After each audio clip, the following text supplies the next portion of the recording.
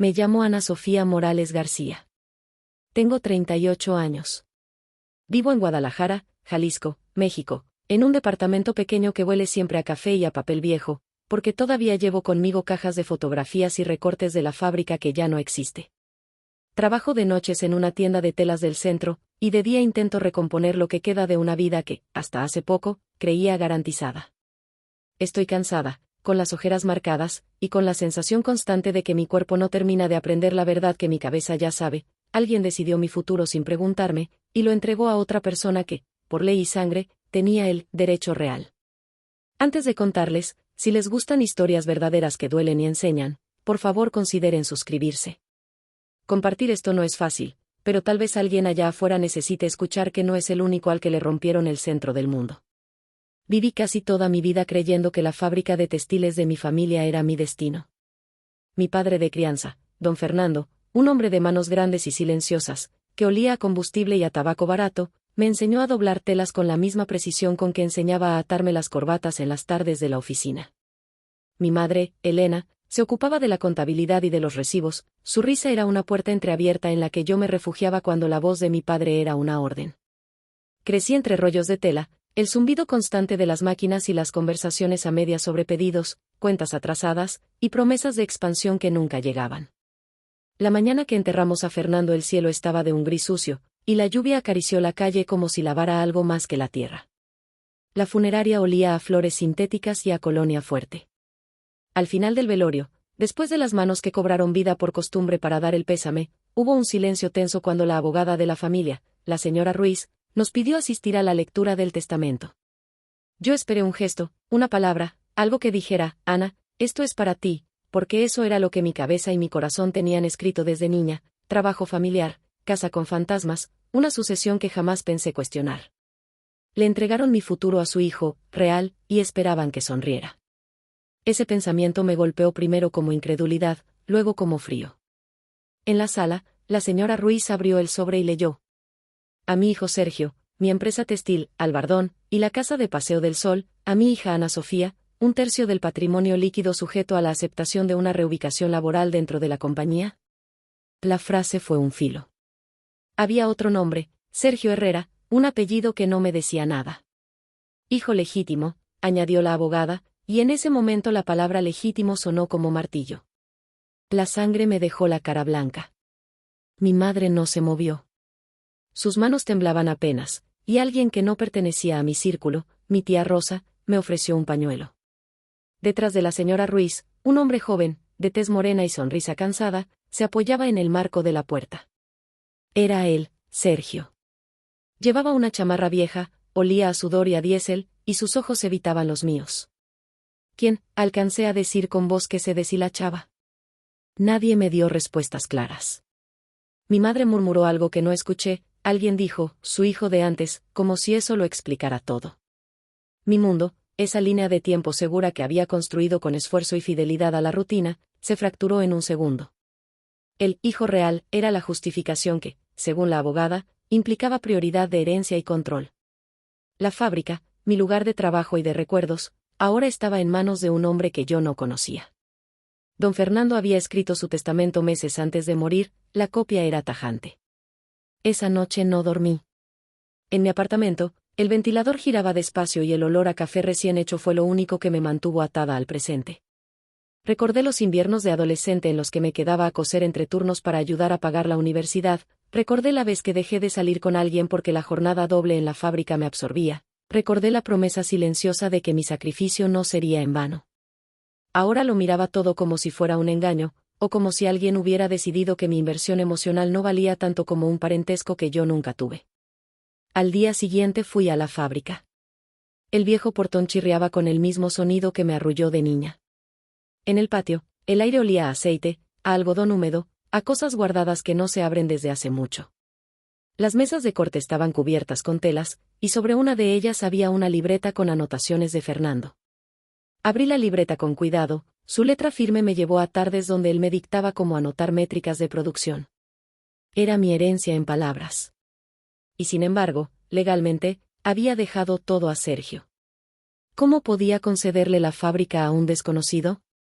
¿A quién representaba cuando firmó ese papel? Hija, dijo una voz detrás de mí, y me di vuelta para ver a mi madre. Ten calma, Ana. Era una orden envuelta en cariño. Creo que en ese momento reconocí la traición sutil. Su pedido era para que yo aceptara, para que no hiciera olas. Ella ya tenía en la bolsa del bolso los papeles para la mudanza, las facturas de abogados y las excusas. Él es el hijo legítimo, no podemos pelear con lo que la ley dice, añadió como si hubiera una razón moral dirigida hacia la norma. El hecho de que mi propia madre me pidiera resignación fue la segunda cuchillada, más profunda. Si mi padre me dio una fábrica hecha de sudor y tiempo, mi madre parecía haberle entregado el futuro a quien representara esa legitimidad que la ley tanto ama. ¿Había habido rebelión? ¿Había pago por silencio? Preguntas sin respuesta me seguían como sombras. No todo era pérdida inmediata. La fábrica no se movió de su sitio, y no había candado que no pudiera forzar una voluntad herida. Pero lo que más pesaba era el acto de delegar mi porvenir a una persona que llevaba consigo la simple cualidad de ser el hijo real de mi padre. Me sentí anulada, como si mi historia quedara marcada como secundaria. Y la palabra real, entrecomillada en mi cabeza, me martilló. ¿Qué es real para una familia? ¿Sangre? ¿Cuidado? ¿Compromiso? Si esto les está llegando al hueso, un me gusta ayuda a que más personas encuentren esta historia y quizás se reconozcan en ella. No es un gesto banal para mí, es la posibilidad de que nadie más tenga que callar su dolor. Esa noche, mirando la ciudad encendida desde mi ventana, pensé en huir. No físicamente, sino en demandar explicaciones, en romper el pacto de silencio que parecía sostener a mi familia. Pero había algo más, la imagen de Fernando en su escritorio, la dureza con la que tachaba errores, la manera en que corregía mi puntada cuando yo aprendía, y con ella, la certeza de que su decisión no iba a ser algo que aceptara con una sonrisa. Me prometí que, aunque mis manos temblaran, las usaría para construir otro capítulo. No sabía todavía cómo, ni con qué recursos, pero la idea de ceder mi futuro sin pelear, como si fuera una mercancía, me resultaba intolerable. Los días que siguieron a la lectura del testamento se convirtieron en un terreno movedizo. La fábrica parecía un barco que había perdido timón, las máquinas funcionaban, los pedidos se cumplían, pero las conversaciones se volvieron susurros y las miradas, cuchillos. Sergio, el hijo real, visitaba una vez por semana, acompañado por una mujer mayor que, según supe luego, era su abuela. A cada visita, el personal se alineaba con esa mezcolanza de curiosidad y obligación. Yo me sentía como un intruso en mi propia casa. Una tarde, no soportando más, lo encaré en el taller de corte. Estaba junto a una pila de telas grises, con las manos manchadas de polvo y petróleo. Su olor a diésel parecía pegarle una etiqueta de origen que yo no podía leer. Sergio, dije. ¿Por qué mi padre te dejó todo? Me miró con ojos que no eran de odio, sino de cansancio perpetuo. Había en él algo que no era solo arrogancia o derecho, había una fatiga que conocía muy bien, la de quien ha pasado hambre literal. Sus labios se apretaron. No fue mi decisión, Ana, contestó. Él y yo hablamos por teléfono por última vez hace un año. Dijo que quería que la fábrica permaneciera en manos de la sangre. No sé más. Su sinceridad, brutal en su simpleza, me dejó cuestionando quién había negociado realmente el testamento. ¿Cuánto de esa legitimidad fue producto de conversaciones privadas, de chantajes con lealtades? Empecé a cavar en papeles, contratos, recibos, facturas y, finalmente, una serie de cartas guardadas dentro de un sobre con la letra de Fernando. Al leerlas, mi corazón dio vueltas. Fernando había escrito sobre un error del pasado, sobre una relación que creyó conveniente mantener en secreto y un hijo, Sergio, a quien no reconoció públicamente hasta casi el final de su vida.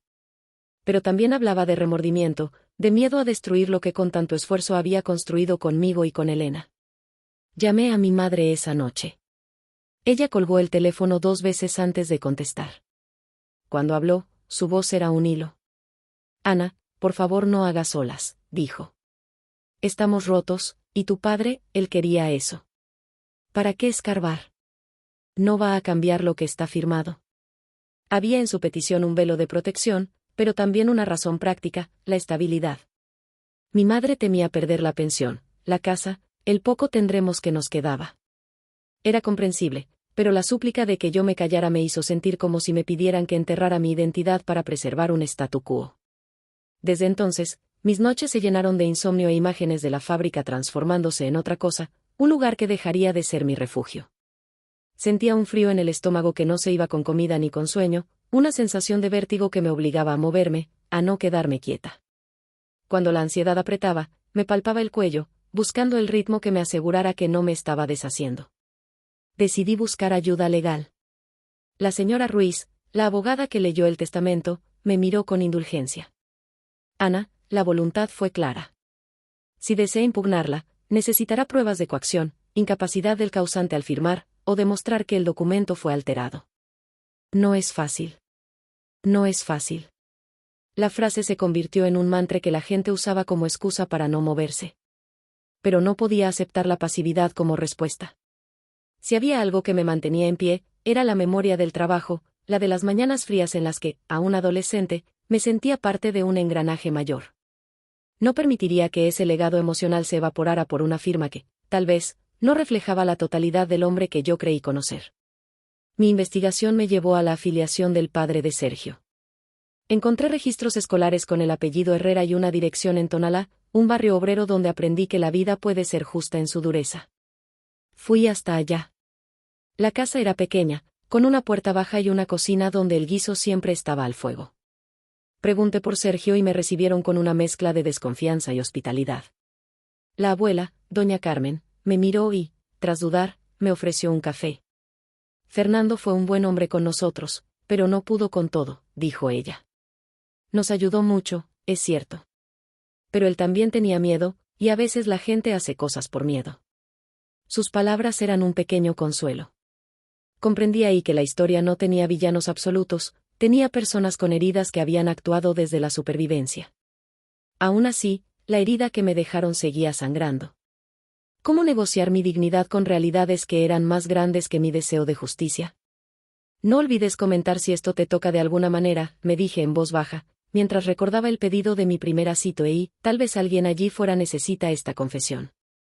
Y lo escribí en mi cuaderno, con la esperanza de que el intercambio humano, el solo hecho de ser leída, fuera una forma de curar.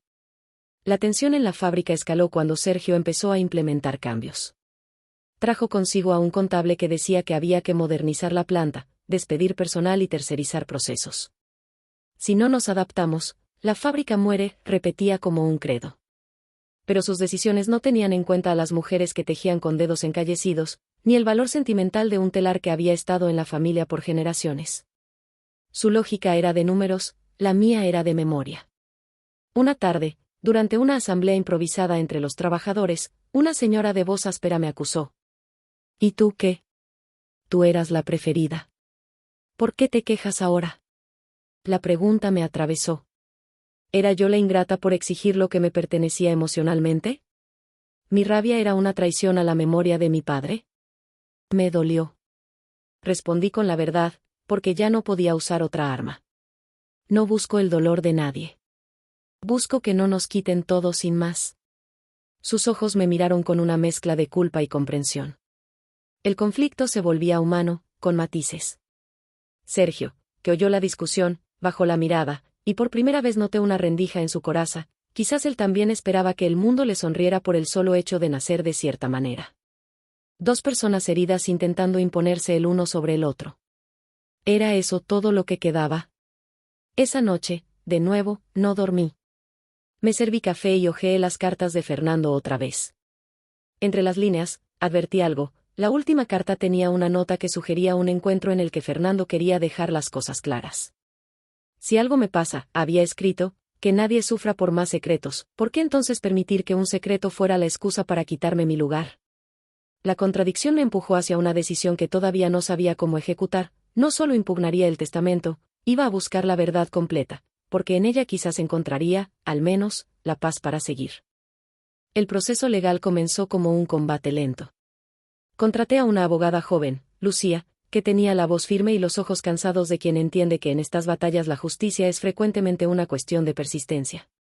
Empezamos por pedir acceso a los borradores del testamento, a las visitas médicas, a la agenda de Fernando en sus últimos meses. Cada papel era una ventana a decisiones que pretendían ser definitivas. Mientras tanto, la relación con Sergio se fue tornando menos hostil en lo superficial y más compleja en el fondo. Lo veía trabajando entradas tarde, revisando pedidos, intentando ganarse la confianza del personal. A veces, cuando nos cruzábamos en la planta, intercambiábamos palabras cortas que sabían a reconocimiento forzado. Una tarde, él se quedó en la fábrica hasta que las luces se apagaron y me lo encontré en el pasillo, con las manos en los bolsillos. Ana, dijo. No vine aquí a quitarte nada. Si pudiéramos hablar, sin abogados. La invitación me sorprendió. Accedí. Fuimos a la cafetería que había detrás de la oficina, con azulejos gastados y un olor persistente a sopa de res.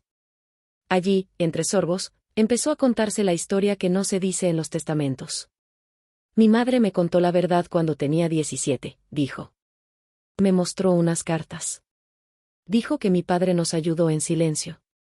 Nunca exigí nada porque no quería ser una carga. Después, cuando mi madre enfermó, tuvimos que movernos, aceptar lo que la vida nos dio. No busqué la fábrica. La fábrica me encontró, o eso creía al principio. Sus palabras tenían resignación, no triunfo. En su relato había orgullo y culpa. Me contó también que Fernando había mantenido envío de materiales a escondidas, apoyos en la sombra. Él quería ayudar sin que mi madre sintiera vergüenza, dijo Sergio. Tal vez quería enmendar algo. Comprendí entonces que mi padre había hecho equilibrios imposibles, un hombre con dos mundos, que intentó sostener ambos sin romperse. Pero ese intento de enmienda terminó por entregarle a Sergio una llave que, sobre el papel, cerraba mi vida. La investigación legal trajo frutos inesperados. Encontramos evidencias médicas que sugerían que, en los meses previos a firmar el testamento, Fernando sufría altibajos cognitivos. Había informes de un neurólogo que mencionaban episodios de confusión, olvidos rápidos y una recomendación de evitar trámites importantes sin supervisión. No era suficiente para anular un testamento, pero sí para sembrar dudas.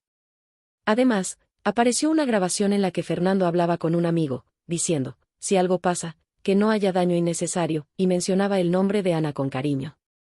No era una prueba legal absoluta, pero la sumatoria de documentos apuntaba a que la decisión puede haber sido tomada en momentos de vulnerabilidad.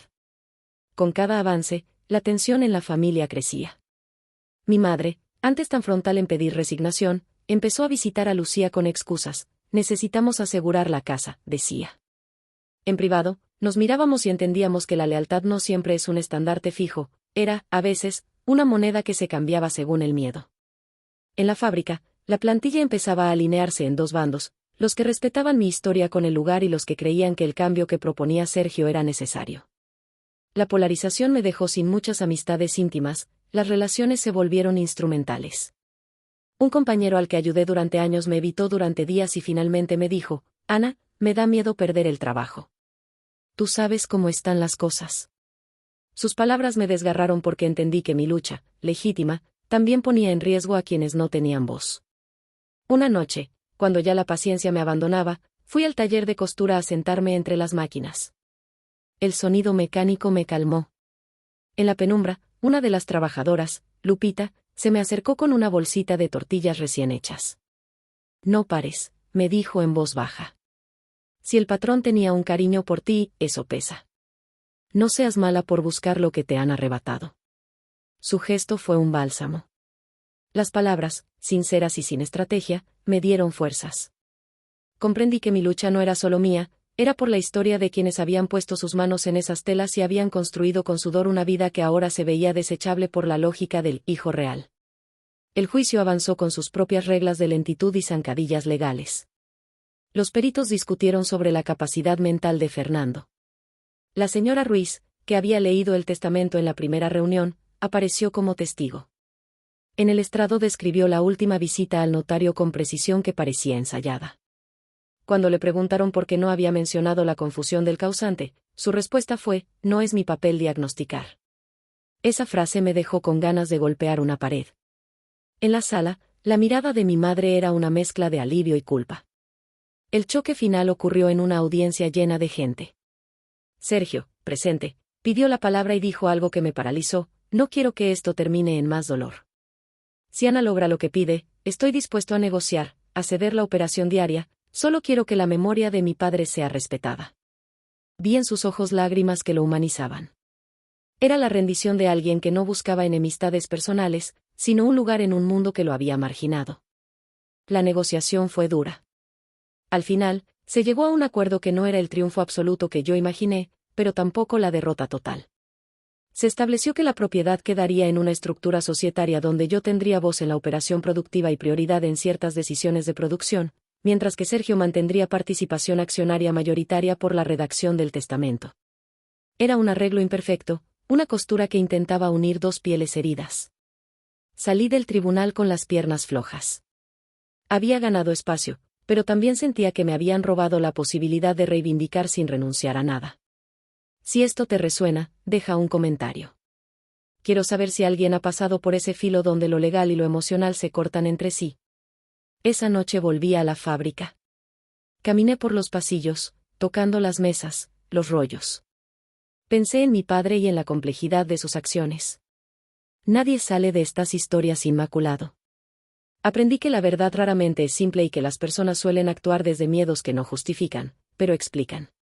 En lo más íntimo, sin embargo, algo había cambiado. Ya no quería que mi vida dependiera exclusivamente de lo que un apellido me otorgara. Empezó a gestarse en mí la necesidad de construir un proyecto propio, algo que no pudiera ser disputado por testamentos ni por hijos reales. Era la semilla de una independencia que no conocía antes, transformar el dolor en impulso. El acuerdo del tribunal fue un parche que mantuvo la fábrica en funcionamiento, pero la convivencia siguió siendo tensa.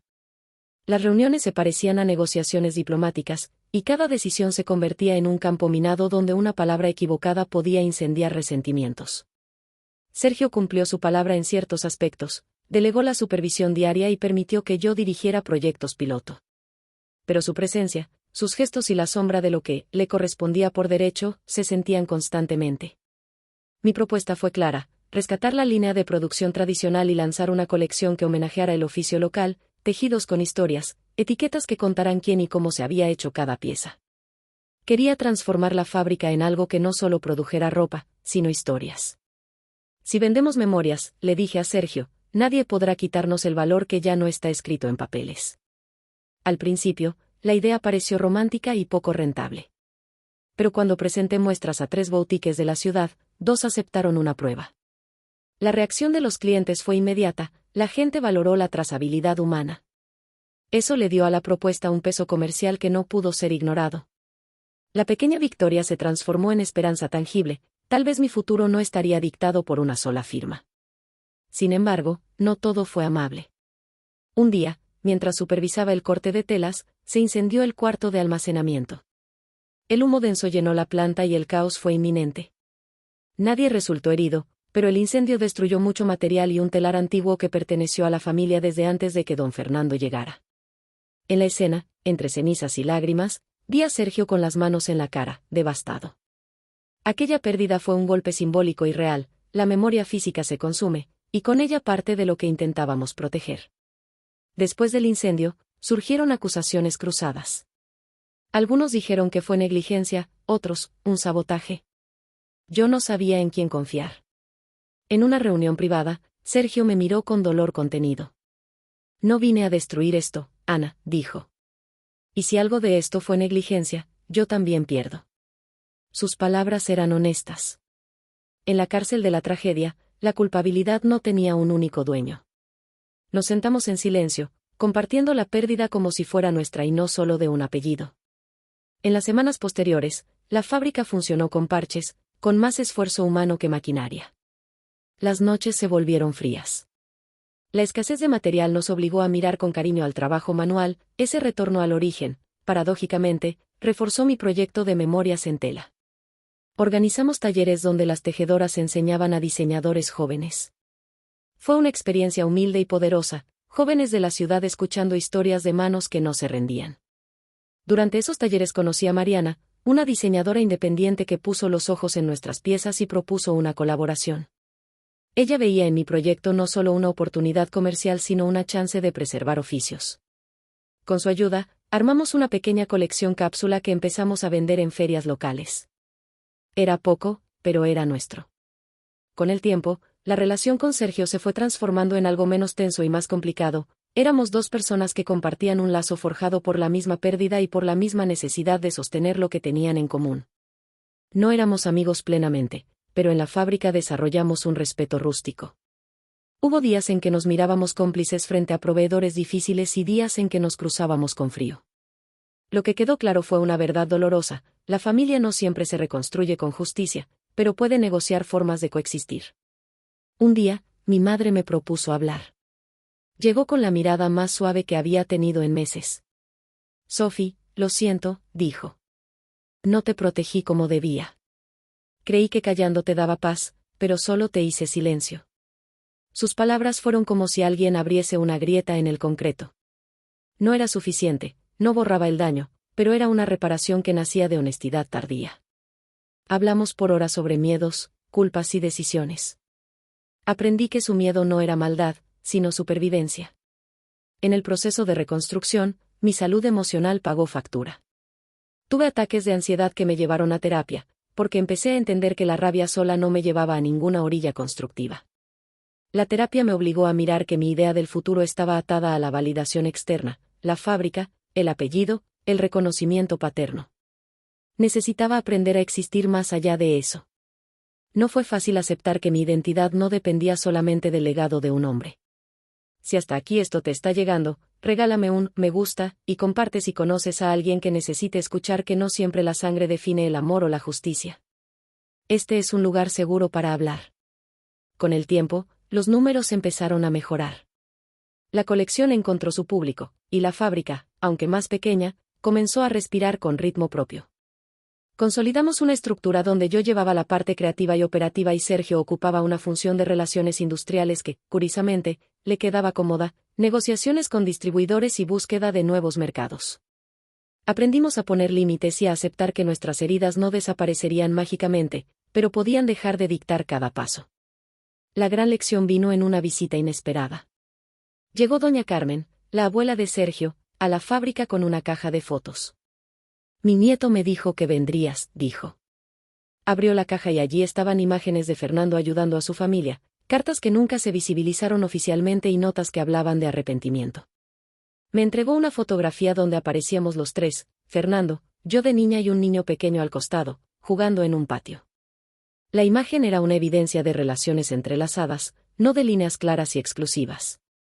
Él quería arreglar lo que pudo, murmuró doña Carmen. No sabía hacerlo sin dañar a alguien. La imagen me sacudió. Comprendí que mi padre fue humano en su imperfección: amó, falló, intentó reparar, y dejó decisiones a medias. Y en ese aprendizaje, encontré un espacio para la compasión. No para justificar, sino para entender y, desde ahí, construir. Los años siguientes fueron de reconstrucción lenta y a la vez acelerada. La fábrica, diezmada por pérdidas y orgullo, logró encontrar un punto de equilibrio. Nuestra pequeña línea de memoria se consolidó, las boutiques empezaron a pedir más, y la comunidad local tomó nuestra iniciativa como un orgullo. En cierto sentido, lo que perdí en certidumbre lo gané en libertad. Aprendí a que no todo lo que nos define cabe en un testamento. La relación con Sergio siguió siendo un tejido de complejidades, convenios, desacuerdos, negociaciones. Hubo días en que nos insultábamos en la sala de juntas y noches en que compartíamos café hasta las 2 de la mañana para convencer a un comprador reticente. Había en él una bondad escondida bajo la coraza de quien aprendió a protegerse. En lo personal, nunca fuimos cercanos, pero forjamos una coexistencia productiva. Mi madre se retiró lentamente de las finanzas. Los años de tanta tensión la habían agotado, pero también la liberaron de cargar con secretos. Pasó más tiempo conmigo, cosiendo para la colección y contando historias en nuestros talleres. Su presencia, esta vez, fue de reparación constante. Si esto te tocó, escribe en los comentarios. ¿Has sido desplazado por decisiones que no entendías? ¿Cómo lo enfrentaste? Leo todo y respondo cuando puedo. No voy a fingir que todo terminó bien. No hay un final perfecto donde todos se perdonan y se abrazan para siempre. Hubo juicios menores, demandas de acreedores, noches en vela donde dudé de todo. Lo que sí ocurrió fue algo más profundo: aprendí a sostener mi propio futuro. Dejé de esperar que el apellido de otro me restituyera la dignidad. Empecé a enseñar a jóvenes emprendedores, a colaborar con diseñadores, a contar la historia de la fábrica en ferias y a escribir las etiquetas con nombres y pequeños relatos de las manos que tejían. Comprendí que el futuro no siempre se hereda, a veces se cosecha. Un día, en una reunión de consejo, Sergio me miró y dijo algo que nunca había esperado: gracias por no rendirte. No era una disculpa grande, pero sí un reconocimiento que se sentía como una moneda de valor. Respondí que la fábrica no era de nadie que quisiera apropiarse de ella como gloria, sino de todos los que la lavan con sudor. Fue un gesto sencillo que cerró un círculo. La lección final que me llevo, y que quiero dejar con ustedes como una invitación, es esta: el futuro que nos prometieron en papeles puede ser arrebatado, negociado o vendido. Pero el futuro que podemos construir con nuestras manos, con nuestras historias y con la comunidad que apoyamos, es más difícil de robar. Nadie puede entregarlo a otro sin nuestro consentimiento si estamos dispuestos a luchar y a crear, aunque esa lucha deje cicatrices. Si esta historia te conmovió, suscríbete para escuchar más relatos reales. Compartir no borra el dolor, pero a veces la palabra escrita cura a quien la lee. Y si algún día sientes que te han entregado lo que era tuyo a otra persona, recuerda, no estás sola. Busca aliados, nombra la verdad, y no dejes que la palabra real te quite tu valor. Hace poco inauguramos una exposición pequeña en el centro histórico: fotografías, etiquetas, cartas encontradas. Puse una nota al lado de la foto de mi padre: hombre que amó, que falló, que intentó reparar. No es una absolución. Es una manera de decir que hemos vivido, que hemos celebrado, que hemos llorado. En el público, alguien me dijo: gracias por contar esto. Y entendí que mi voz ya no era solo mía, sino de quienes reconocen la lucha como propia. Al final, tal vez la mayor justicia no fue el veredicto ni la cuenta de banco, sino el hecho de que no sonreí por obligación cuando me arrebataron lo que creí mi destino. No sonreí para ocultar dolor. Lloré, discutí, trabajé y, sobre todo, me reinventé. Dejaron mi futuro en manos de otro, sí. Pero aprendí a recuperar el control de mi camino, a escribir mis propias etiquetas y a enseñarle al mundo que la legitimidad se construye con actos, no solo con nacimientos. Gracias por llegar hasta aquí. Si te identificaste, comenta. Si conoces a alguien que necesita estas palabras, compártelas. No es solo mi historia, es la de cualquiera que haya sentido que su porvenir fue entregado sin preguntar. Y si hay una cosa que me ha dado esta experiencia, es la certeza de que la vida todavía puede sorprender con segundas oportunidades, construidas a pulso y con la honestidad necesaria para sostenerlas.